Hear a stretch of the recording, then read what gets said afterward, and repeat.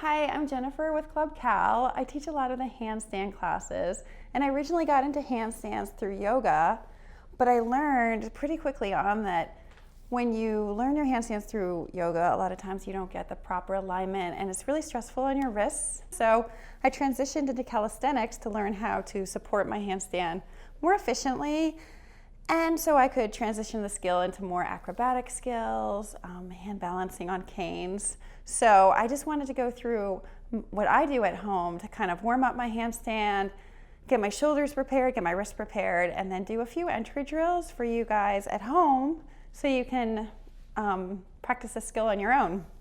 So when I'm warming up my wrists, first I set my hands down where my hands would be. So I typically will reach up, extend through my shoulders, and then just put my hands down in a real straight line so I get my wrists underneath my shoulders. And then I really want to warm up my wrists before I do anything weight bearing on them. So one of my favorite drills is to do these knuckle push-ups. You're just pushing up through your hands and the knuckles, keeping the weight pretty evenly distributed. Sometimes I'll go up and then do a slow transition down. My thumb is usually off the ground when I do this. And then I'm really paying attention to where the weight is. I want to create a little bit of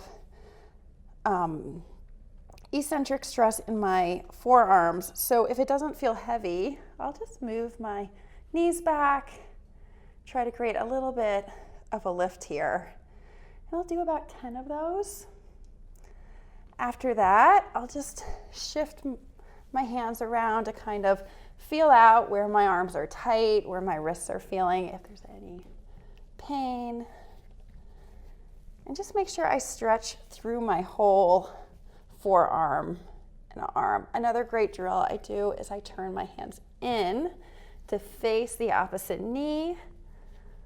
And then I'll reach my forehead in front of my hands, so closer to my legs, and then push up, extending through my arms.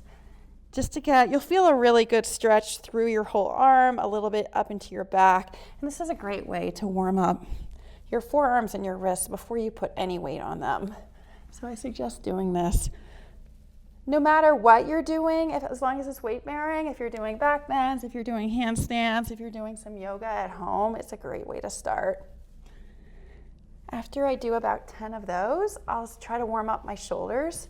So one way I do that is I'll go into a child's pose, and then keeping my back and my hips really straight, I reach up through my arms and just extend as much as I can, extending through the shoulder, trying to keep the weight, the movement pretty much isolated to the back and the shoulder blade. So we'll do those on both sides. And another thing I like to do, because I tend to have more closed shoulders, which most people generally have more closed shoulders, unless you have a dance background or a gymnastics background. But I'll just do kind of like a puppy pose from yoga. I'll curl my toes under and just really try to push my chest down to the ground to open up my shoulders. The more of a straight line I can get from my wrists to my shoulders to my hips, the less stress is going to put onto my wrists and the less chance I have an injury. One final thing I like to do before I start my handstand, my actual handstanding, is to warm up my hips a little bit. So I'll just take a quick straddle and kind of do a few sets of just activating my quads and pushing my knees down to the ground to try to get that activation into my brain. And then I'll work on my pancake. So for this exercise, you want to keep your back straight as possible and not worry about going down too far, but really worry about pushing your chest forward and keeping your back straight, because you will need a straight back for handstand and other acrobatic movements. I like to make sure my toes are pointed because that activates all the muscles in my quads and my legs. And it's good practice for when you're upside down and those kind of details are a little harder to remember.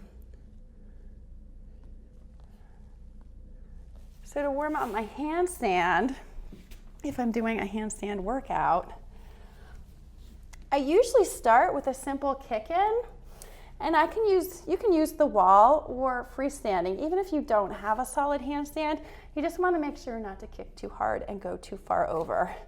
So if you're just starting with this, you're going to really activate that back leg, keep both legs as straight as possible, and then you're just taking little hops to see if you can shift your weight into your hands. Feeling out how tight you are, where your balance is. As you get a little more warmed up, you can try to take it a little higher. But you might want to start incorporating the wall depending on how hard you're kicking.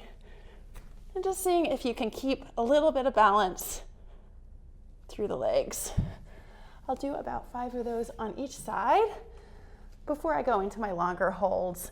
And then sometimes after I do a set, if I'm feeling a little tight in the wrists or the shoulders, I'll come back and do another round of wrist warm up. Another great tool if you're just starting your handstand workout is to incorporate parallettes or blocks. This is going to help you save your wrist a little bit by letting your hand be a little bit more curved.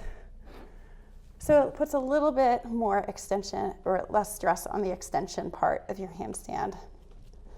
After I finish my handstand workout, I want to go through a similar cool down process and maybe work the core a little bit. Handstands tend to put a little bit of pressure on your back and shoulders. So doing some hollow bodies or V holds like this really helps to kind of realign your spine and your arms.